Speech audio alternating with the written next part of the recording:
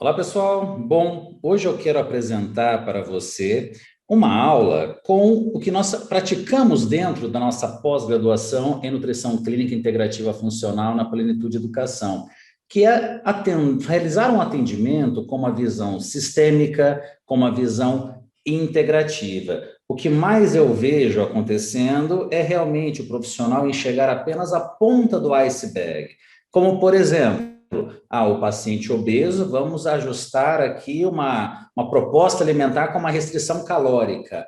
A queixa da paciente é uma queda de cabelo, então vamos elaborar um protocolo para a queda de cabelo, falando aqui de formulação magistral, mas não enxerga realmente esse indivíduo como um ser sistêmico, no sentido de como que está realmente a saúde intestinal desse paciente, as emoções desse paciente, sono, não apenas pensar no problema em si, mas o que pode estar causando esse problema. Vem comigo que vou apresentar para vocês aqui alguns exemplos práticos de algumas situações muito comuns na prática clínica do nutricionista. Então, a grande pergunta é: você aí se sente apto para atender? Caso tenha algum tipo de insegurança ou então deseja dar um passo adiante na sua carreira, vem comigo aqui nessa nossa aula. Primeiro de tudo, quem é o seu paciente? Então, o que eu vejo realmente é uma preocupação muito grande do profissional apenas com métodos, falando aqui de emagrecimento, métodos de avaliação antropométrica ou então pensando em cálculo de gasto energético, de simplesmente elaborar um programa alimentar calculadinho na consulta e entregar para o paciente. Fazendo isso, muitas vezes ignora passos fundamentais dentro de uma consulta, que é, por exemplo, uma anamnese clínica muito bem feita, você realmente se preocupar com o seu paciente. Se ele for um idoso, se preocupar desde a sua infância, não importa quantos anos ele tenha. Você vai investigar como foi essa infância, adolescência, a fase adulta, atividade física, patologias, enfim, realmente todo esse histórico é fundamental para a compreensão desse paciente. E, além disso, a maneira como ele apresenta as informações são tão importantes quanto o que ele fala para você. Como assim? Você tomar o cuidado com relação ao comportamento desse paciente. Simplesmente pela maneira com que ele responde às suas perguntas, você consegue ter alguns dados bem significativos com relação à ansiedade, por exemplo, só para citar aqui uma situação. E a grande questão, né? N igual a 1. Mesmo você tendo um estudo onde 99% dos participantes responderam com o suplemento X, pode ser que alguém desse 1% chegue no seu consultório. Então, não existe regra absoluta em uma prescrição. Nós não podemos nos basear apenas em estudos que tiveram ali uma maioria que teve os seus resultados. Nós precisamos compreender o que o paciente em si nos apresenta. Hoje, né, com o avanço da nutrigenômica, isso vem cada vez sendo mais postulado, mas nós temos também outras situações que envolvem situações comportamentais, saúde intestinal e outros pontos para estarmos aqui levando em consideração. Quando eu falo saúde intestinal, pessoal, nós temos que considerar toda aqui a formação da microbiota que acontece principalmente nos primeiros 1.000 dias de vida, né? Então, realmente, não é simplesmente o fato do intestino estar funcionando bem ou mal hoje, né? Toda essa adequação da microbiota que vai depender do tipo de parto, amamentação exclusiva, introdução alimentar, vários fatores que vão determinar algumas respostas no sentido da vida adulta, até para algumas patologias ou até relacionada ao próprio sistema imunológico, questões metabólicas, enfim, isso é um assunto bem complexo que também nós abordamos muito na nossa pós-graduação. Um caso clássico aqui dentro do consultório. Temos aqui um exame com níveis de cortisol elevados, né? Realmente esses níveis de cortisol vêm se elevando de uma maneira aqui bem gradativa, aqui ao longo da sequência de exames. E o que é muito comum já o profissional que está ali muito bem atualizado com relação a protocolos em si, protocolos engessados, o que ele já pensa de imediato? Opa, eu vou pensar numa prescrição para adequar esses níveis de cortisol, porque nós sabemos aqui das implicações desse cortisol, tanto alto quanto muito baixo, nesse caso do paciente exemplo, está muito alto, nós sabemos das complicações ali com relação à sua própria saúde, qualidade de vida e dificuldades para o emagrecimento ou qualquer outro objetivo que esteja sendo desejado. Para vocês aqui só revisarem, implicações de cortisol alto, vai interferir em sono, vai gerar mais ansiedade, irritabilidade, compulsão por doces, aumento da a gordura abdominal, alterações de hormônios tireoidianos, dificuldades de concentração, problemas digestivos, menstruação irregular, problemas dermatológicos, queda de cabelo, mas ele muito baixo também pode gerar fadiga intensa, queda na imunidade, hipoglicemia, pouca tolerância ao estresse, enfim, tanto alto quanto baixo, problema. Então, nós precisamos tratar esses níveis elevados aqui de cortisol. E como eu disse para vocês, de cara o profissional já pensa, não, eu vou elaborar uma fórmula fantástica aqui com relação a isso. Vou colocar aqui o Modulip, vou utilizar meu conhecimento de fitoterapia, ashwagandha, rhodiola rosa e panacas de ginseng, vou utilizar um composto patenteado, né, que é Relora, ou então seus componentes de maneira isolada, Philodendron amurense, Magnolia officinalis. Vou colocar tudo que eu aprendi nas pós-graduações, nos cursos que eu fiz, e esse paciente vai melhorar. Aí a pergunta, será? Aqui essa prescrição está muito bem feita. Lógico que aqui coloquei como exemplo para vocês várias substâncias. Essa fórmula poderia ser apenas aqui ashwagandha e rhodiola rosa, o som Relora, o som Modulip GP com Relora, enfim, coloquei uma fórmula mais robusta para servir como exemplo para vocês. Mas será que adianta utilizar essa fórmula sem trabalhar o manejo do estresse desse paciente? Aí vem o bate-papo na consulta. Claro, uma terapia em conjunto com o psicólogo ajudaria muito mais, mas também nós temos que ter esse papel coadjuvante na hora de uma prescrição. Então, de nada adianta aquela fórmula maravilhosa feita numa farmácia de alta qualidade se esse paciente não adequar o seu manejo do estresse. Muitas vezes, esse paciente dorme mal, devido a essa desregulação no eixo cortisol-melatonina, acorda com sono, cansado e dá-lhe café o dia todo, o que vai estimulando mais ainda o cortisol. Será que talvez não seria interessante, claro, adequação em conjunto com esse sono, substituir um pouco desses cafés por chás mais tranquilizantes, chás que o mantenha mais tranquilo, que ajudem no controle da ansiedade? Eu vejo muita gente utilizando chás para melhorar o sono, mas muitas vezes são alternativas também para serem utilizadas durante o dia. Dentro da nossa pós-graduação, nós temos um módulo só de chás, realmente devido à sua grande importância quanto às prescrições nutricionais. Quando se fala em meditação, a gente já imagina isso daqui, né? Mas, na verdade, a meditação vai até para situações como atividade física, você, na hora da sua alimentação, você ser grato pelo prato de comida, uma oração, dependendo da religiosidade de cada um. Enfim, se conectar com o alimento acaba sendo também uma forma de meditação. Muito diferente de você estar assistindo televisão e vendo ali níveis de criminalidade ou pandemias, etc., enquanto está ali se alimentando. Ou ter uma conversa de negócios enquanto faz alimentação. Então, a meditação, realmente, você tem uma atenção plena com as coisas que você realmente faz. O que adianta você estar brincando com seu filho se, na verdade, você está conectado com o trabalho? Ou conversando com seu avô, mas está ali no smartphone. Então, realmente, se conectar com essas atividades acaba sendo muito importante, não apenas a técnica da meditação em si, que, claro, é fantástica, mas eu quero chamar atenção também para algo muito além disso. O quanto será que esse paciente que está com os níveis de cortisol alterados, ele não está com o seu ciclo aqui, o circadiano, seu ritmo circadiano totalmente com disrupção?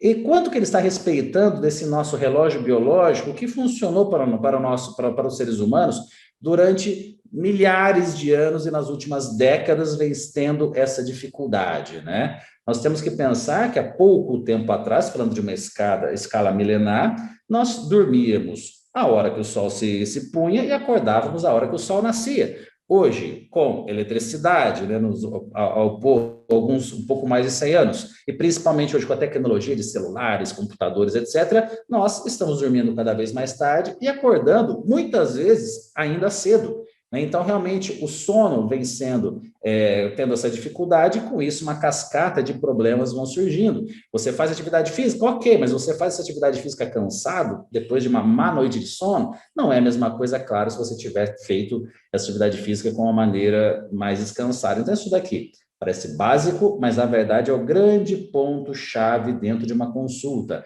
Existe até aquela frase que eu adoro, né? Mude seus horários, mude a sua vida. Se você adequar o seu horário de acordar, seu horário de dormir, horário das alimentações, horário da atividade física, automaticamente o seu intestino vai funcionar no horário adequado, você vai ter mais concentração. Se você estimular o seu trabalho naquele horário específico, como assim está apresentado aqui no gráfico, então não adianta você ir para a academia 9 horas da noite e querer ter um ótimo sono. Claro, muitas vezes é o único horário que você pode ter, mas se você conseguir respeitar esses horários, sua vida, sem dúvida alguma, será muito mais produtiva e muito melhor.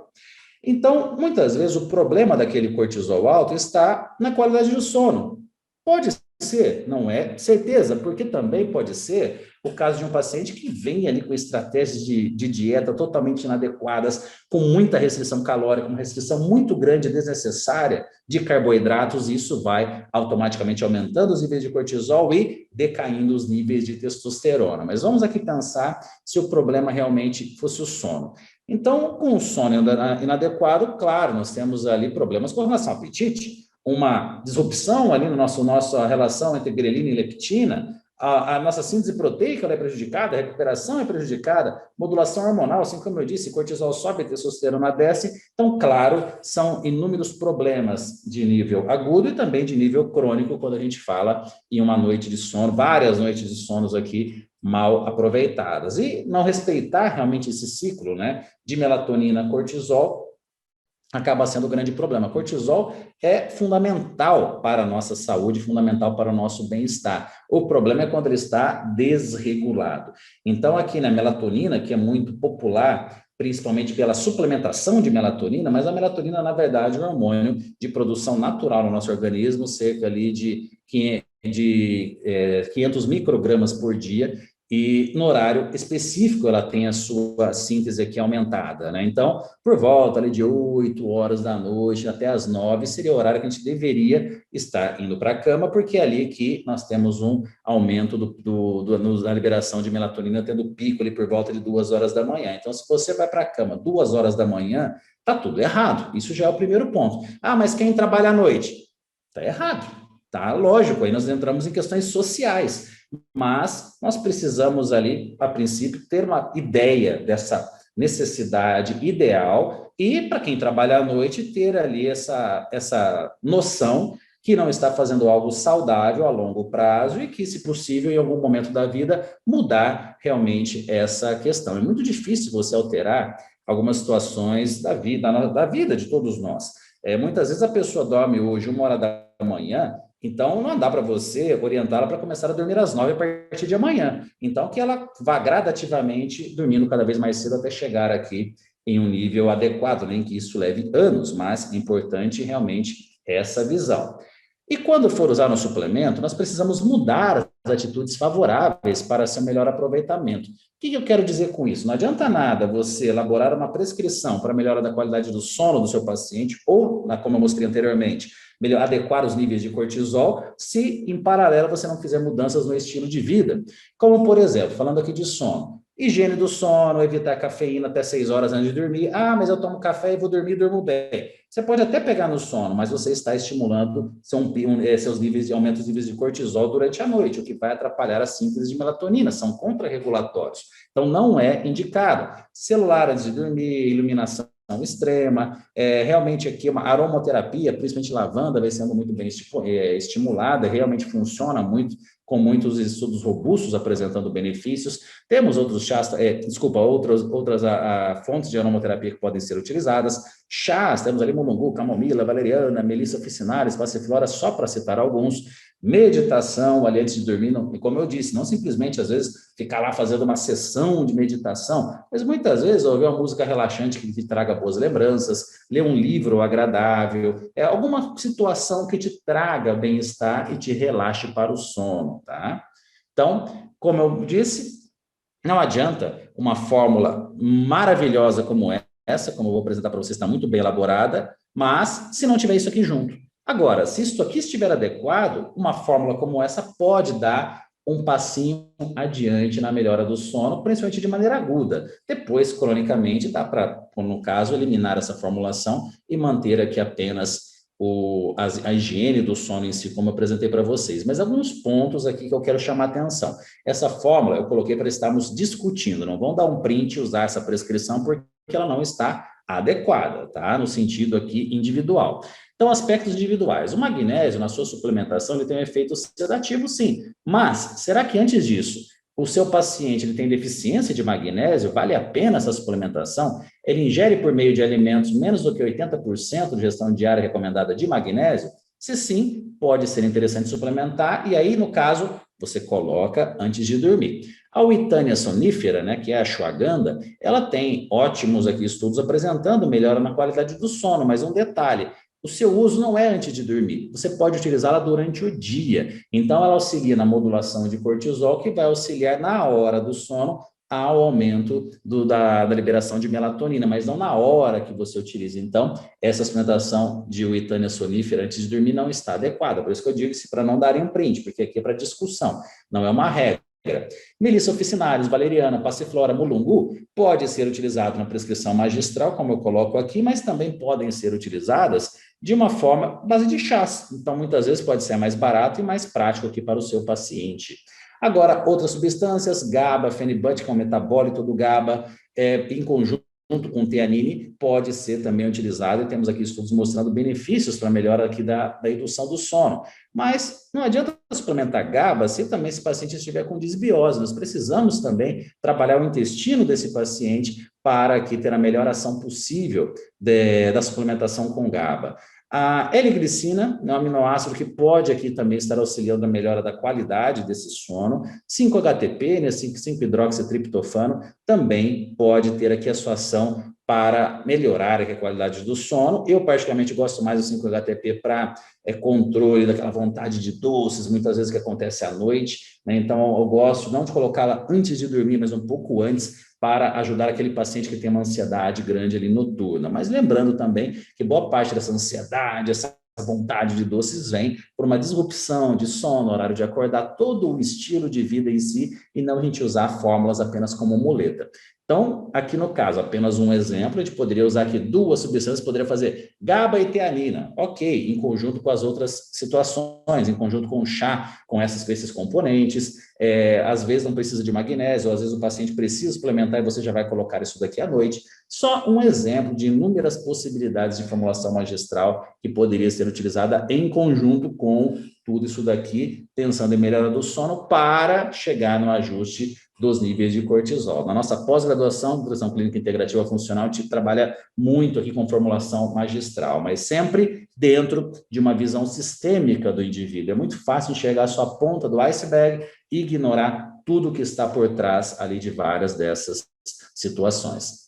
Pessoal, então, simplesmente um grãozinho de areia aqui que eu apresentei para vocês, o que nós estudamos dentro da nossa pós-graduação, Nutrição Clínica Integrativa Funcional, as matrículas estão abertas, e algo para vocês terem um pouco mais aqui de contato com a nossa pós-graduação, nós teremos aqui, entre os dias 26 e 28 de abril, nossa Masterclass, onde eu apresentarei 3 aulas, né, bem robustas para vocês com o quê? Aula 1, como elaborar as melhores fórmulas magistrais para o seu paciente de acordo com cada objetivo. Aqui eu vou falar de várias possibilidades de formulação, uma aula só disso. Hoje foi só um exemplozinho básico.